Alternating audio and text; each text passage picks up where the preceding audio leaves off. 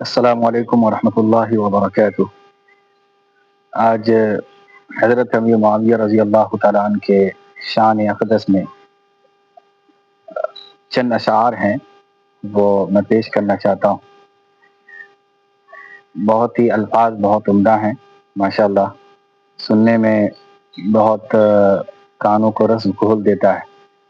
اور حضرت امیر معاویہ کی تعریف ہی ہمارے لیے ایمان ہے۔ ان کی شان بیان کرنا، ان کے صحابیت کا تذکرہ کرنا، جس طریقے سے آج کل لوگ ان کی برائی بیان کرتے ہیں، ایسے وقت میں ہمارے لیے ضروری ہے کہ ہم حضرت امیر معاویہ کی مدح اور ان کی ستائش میں اشعار بھی پڑھیں، اور اسی طریقے سے ان نثر کے اندر بھی کلام کریں۔ تو سلمان ندوی کے جو معاملات چل رہے ہیں وہ آپ کے سامنے ہی ہیں، اس کے سارے اعتراضات جو امیر معاویہ پر تھے وہ آپ سن ہی رہے ہیں مجھ سے۔ البتہ میں نے آج چاہا کہ آپ کے سامنے چند اشعار حضرت امیر معاویہ کے اوپر وہ بھی سن لیں۔ شاعر کہتا ہے کہ اپنوں پہ مہربان ہیں حضرت معاویہ، اپنوں پہ مہربان ہیں حضرت معاویہ، دشمن پہ سخت جان ہے حضرت معاویہ،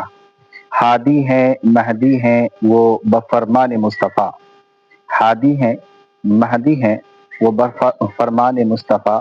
قرآن کے ترجمان ہیں حضرت معاویہ۔ ماشاءاللہ۔ آگے ہے کہ وہ مصحف الہی کے ایک کاتب جلی، وہ مصحف الہی کے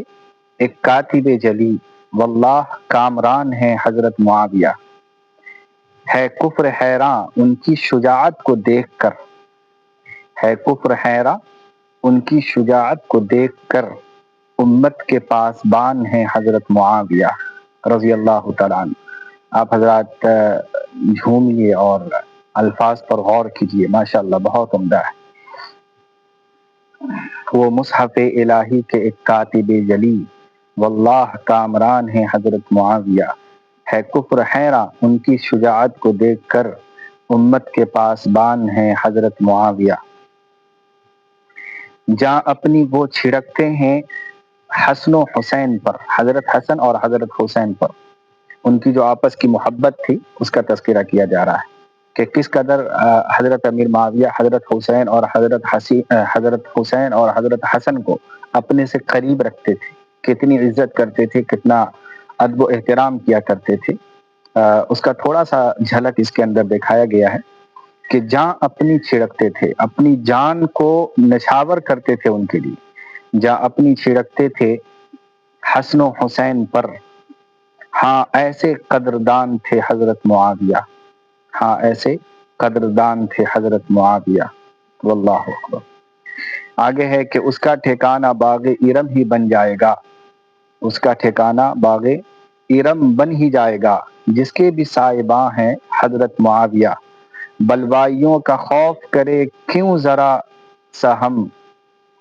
بلوائیوں کا خوف کرے کیوں ذرا سا بھی ہم، جب اپنے درمیان ہے حضرت معاویہ۔ ماشاءاللہ۔ اور آگے ہے کہ دائم رہے گا دین کا گلشن ہرا بھرا، دائم رہے گا دین کا گلشن ہرا بھرا۔ اب ظاہر بات ہے کہ انہوں نے 20 سال حکمرانی کی تھی، اور 20 سال میں نے بار بار ذکر کیا کہ ایک بھی جنگ مسلمانوں کے درمیان میں نہیں ہوئی۔ جس طریقے سے حضرت علی کے زمانے میں، حضرت عثمان رضی اللہ تعالیٰ عنہ کے زمانے کے جو معاملات ہیں آپ دیکھ ہی رہے ہیں، حضرت علی کو 5 سال حکومت کرنے کا موقع ملا، لیکن اس میں ایک بھی جنگ کافروں سے نہیں ہوئی، یا یہ کہ اسلام دشمنوں سے نہیں ہوئی، بلکہ سارے کے سارے مسلمان، 90,000 مسلمان مارے گئے، مارنے والے بھی مسلمان، مرنے والے بھی مسلمان۔ اس طریقے کا آپس کے ہی خلفشار سے وہ ان کی پوری حکومت گزر گئی انہی چیزوں میں۔ لیکن جب حضرت امیر معاویہ کی حکومت آئی تو الحمدللہ دنیا نے دیکھا کہ وہ جو حضرت عمر فاروق نے 22 لاکھ مربع میل پر حکومت کیا تھا، اور مسلمانوں کے انڈر آ گئے تھے ساری یہ ممالک، تو اس کے بعد سے جو پھیلاؤ شروع ہوا تو رکنے کا نام نہیں لے رہا تھا۔ ایک بھی جنگ مسلمانوں کے درمیان میں نہیں ہوئی حضرت امیر معاویہ کے زمانے میں۔ تو چونکہ جو فتوحات کا زمانہ ہے بیچ میں تھوڑا سا رک گیا تھا حضرت عمر کے بعد، پھر اس کے بعد حضرت امیر معاویہ نے اس لڑی کو آ کر کے آگے نکالا، اور پوری دنیا بلکہ 3/4 دنیا کے اندر اسلام کے جھنڈے کو بلند کیا۔ تو اسی شاعر جو ہے اسی کو نقشہ کھینچ رہا ہے کہ دائم رہے گا دین کا گلشن ہرا بھرا، قسمت سے باغباں ہے حضرت معاویہ، قسمت سے باغباں ہے حضرت۔ یہ ہمارے لیے فخر کی بات ہے کہ حضرت امیر معاویہ رضی اللہ تعالیٰ عنہ نے ایمان قبول کیا، ان کے ہاتھ پر سلطنت یعنی گویا کہ ان کو سلطنت کی باغ دور سنبھالنے کی ذمہ داری ملی، چونکہ اللہ کے نبی نے خود ارشاد فرما دیا تھا اس موقع پر جب حضرت رسول اللہ صلی اللہ علیہ وسلم آپ کی بہن ام حبیبہ کے گھر پر تھی، تو آپ نے فرمایا تھا کہ امیر معاویہ جو ہے خلیفہ بنے گا، اس کو خلافت کی چادر اور خلافت کا قمیص پہنایا جائے گا۔ تو ام حبیبہ نے فرمایا تھا کہ کیا اللہ، تعجب سے پوچھا تھا اللہ کے رسول کیا میرا بھائی خلیفہ بنے گا؟ تو آپ نے فرمایا بالکل خلیفہ بنے گا۔ اور تو اس موقع پر حضرت ام حبیبہ نے فرمایا تھا کہ جب اتنے معاملات ہوں گے اور زمانہ بھی آپ سے دور ہو چکا ہوگا، اتنی بڑی ذمہ داری ملے گی، تو کیوں نہ آپ ان کے لیے دعا فرما دیں، امیر معاویہ کے لیے، میرے بھائی کے لیے، کہ اللہ تعالیٰ ان کو ثابت قدمی عطا فرمائے، ٹھیک ٹھیک کام لے۔ تو اللہ کے نبی نے اس موقع پر ان کو دعائیں دی تھی ہادی اور مہدی کے، کہ اللہ تعالیٰ ان کو ہادی بھی بنا، مہدی بھی بنا، اور جہنم کے عذاب سے بھی بچا لی۔ تو یہ ہے حضرت معاویہ، یعنی اللہ کے نبی کی پیشین گوئی ثابت ہوئی، پھر جب یہ خلیفہ بنے، اور تو اسی کو شاعر کہتا ہے کہ قسمت سے باغباں ہیں حضرت معاویہ، یعنی ہمارے اس پورے سسٹم کے جو باغباں ہیں وہ حضرت امیر معاویہ ہیں۔ دائم رہے گا دین کا گلشن ہرا بھرا، قسمت سے باغباں ہے حضرت معاویہ، حیدر شعور کرتا ہے ان کی گداگری، حکمت کے آسمان ہے حضرت معاویہ۔ اور واقعتاً یہ حکمت ہی کی بات ہے، کہ ورنہ اگر اور کوئی ہوتے تو میں نہیں کہہ سکتا کہ کیا ہوتا، پھر بھی یہ حضرت امیر معاویہ رضی اللہ تعالیٰ کی فہم و فراست تھی کہ ان دونوں میں جو جنگ چھڑی تھی، سبائیوں نے، بلوائیوں نے اور شیعوں نے، اس زمانے کے متشدد لوگوں نے، منافقین نے، یہود و مشرکین تو بیک گراؤنڈ سے ان کا تعاون کر رہے تھے، ان لوگوں نے جو جنگ چھیڑ دی تھی مسلمانوں کے درمیان میں، دونوں فریق کو لڑا دیا تھا، یہ حکمت حضرت امیر معاویہ رضی اللہ تعالیٰ عنہ کو تھی کہ انہوں نے حضرت نعمان بن بشیر کو کہا کہ ٹھیک ہے آپ ثالث مقرر ہوگا، اور جب ہی ثالث کا معاملہ آیا تو پھر پورا ایک دم جو اندر مواد چھپا ہوا تھا، بھرا ہوا تھا یہود اور مشرکین کا، وہ نکل کے سامنے آ گیا، اور 12,000 کی تعداد میں لوگ حضرت علی کے جو لشکر کے اندر غدار قسم کے لوگ چھپے ہوئے تھے وہ نکل کر کے بھاگنا شروع کیے۔ جب گنا گیا تو 12,000 کی تعداد تھی جو حضرت علی اور حضرت امیر معاویہ کے درمیان میں جنگ کرا رہی تھی۔ یہ لوگ آپس میں چاہتے تھے صلح ہو جائے، لیکن یہ جو تھے یہ صلح نہیں ہونے دیتے تھے، اور اس بات کا احساس حضرت علی کو نہیں تھا، کیونکہ یہ لوگ حضرت علی کے بڑے قریب ہو گئے تھے، ہر اعتبار سے قریب ہو گئے تھے، فوج کے بڑے بڑے عہدوں پر چلے گئے تھے، تو حضرت علی کو بھی احساس نہیں تھا، لیکن حضرت امیر معاویہ کی فہم و فراست دیکھ رہی تھی کہ کیا ہو رہا ہے۔ تو جب ہی ثالثی کا معاملہ آیا کہ حکم بناؤ، اور 2 آدمی متعین کیے گئے، ایک حضرت امیر معاویہ کی طرف، ایک حضرت علی رضی اللہ تعالیٰ کی طرف سے، اور ان کو اختیار دیا گیا کہ اب آپ جو ہے دونوں فوج کے درمیان میں آئیں گے، اور اندر میں اس نبض کو پکڑیں گے جس وجہ سے جنگ رکنے کا نام نہیں لے رہی ہے، یعنی آپ یہ طے کیجئے، یہ سورس لگائیے کہ کیا وجہ ہے کہ ہم جنگ تو روکنا چاہتے ہیں، لیکن اچانک راتوں رات ادھر سے بھی حملہ ہو جاتا ہے، ادھر سے بھی حملہ ہو جاتا ہے، اور صبح جنگ چھڑ جاتی ہے۔ اس کی وجہ کیا ہے، کون کرنے والے ہیں، کون غدار ہیں، فوج کے اندر کون لوگ چھپے ہوئے ہیں منافقین، اس کو ڈھونڈا جائے۔ تو جب یہ معاملہ حکم کا پیش کیا گیا تو فوراً 12,000 کی تعداد میں لوگ نکلنا شروع ہو گئے اور حضرت علی سے بغاوت کر دی۔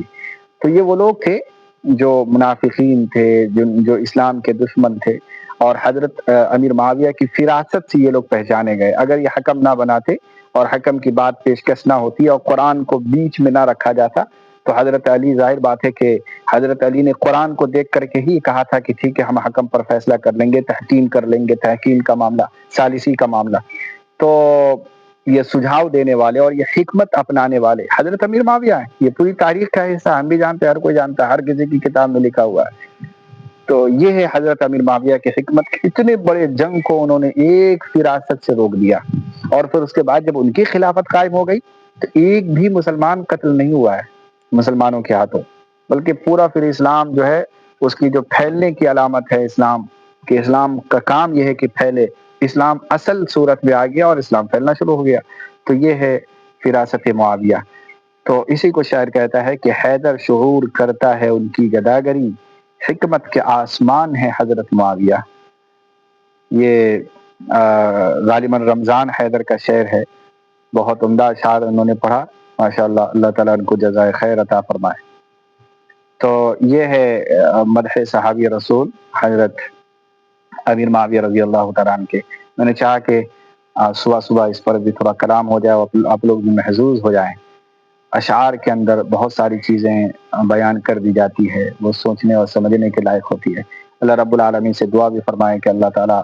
ہمیں صحابہ کرام کا غلام بن کر کے ان کے عفت اور پاک دامنی کی حفاظت کرنے والا بنائے، ان پر اعتراضات جو آ رہے ہیں ان کو صاف کرنے والا بنائے اور شریعت اسلام پر ثابت قدمی عطا فرمائے۔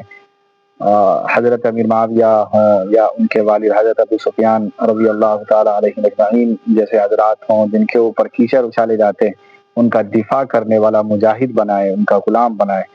تو اسی کی فکر ہے، یہی ہمارا